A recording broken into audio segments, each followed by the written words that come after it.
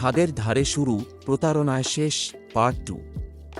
শিরোনাম: যে ফিরে এলো, কিন্তু আগের মতো নয়। বৃষ্টির সন্ধ্যা, আকাশে ঝোড়ো হাওয়া, রাস্তায় ঝাপসা আলো।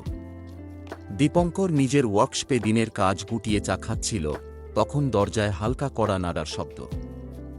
দরজা খুলে দেখল, ভেজা চুল, শাড়ির আঁচল কাদা লেগে নোংরা, চোখে এক অদ্ভুত শূন্যতা। সোমা।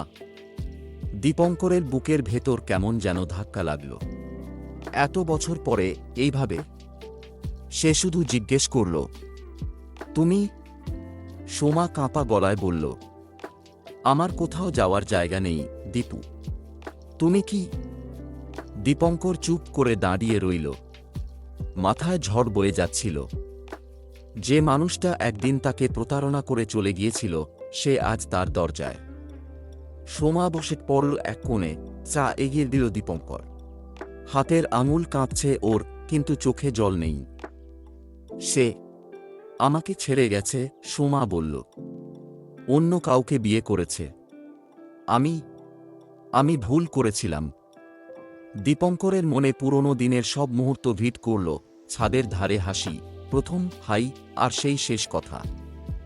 ভালোবাসা দিয়ে তো জীবন চলে না।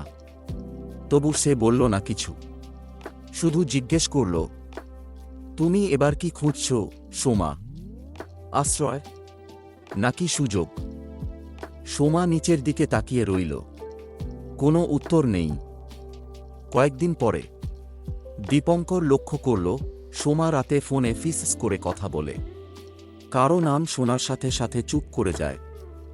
একদিন গভীর রাতে হঠাৎ জেগে উঠে শুনল, সোমা বলছে, হ্যাঁ, ও আমাকে বিশ্বাস করেছে। সময় মতো সব হবে। দীপঙ্করের বুকের ভেতর আবার ঝড় উঠল। এবার কি আবারও খেলছে সে? নাকি অন্য কোনো রহস্য আছে? বাইরে তখন বৃষ্টি থেমে গেছে, কিন্তু দীপঙ্করের মনে ঝড় কেবল শুরু হয়েছে। পার্ট 3 আসছে শীঘ্রই। গল্প ভালো লাগলে লাইক, কমেন্ট, শেয়ার আর সাবস্ক্রাইব করতে ভুলবেন না। ধন্যবাদ। দেখা হবে পরের ভিডিওতে।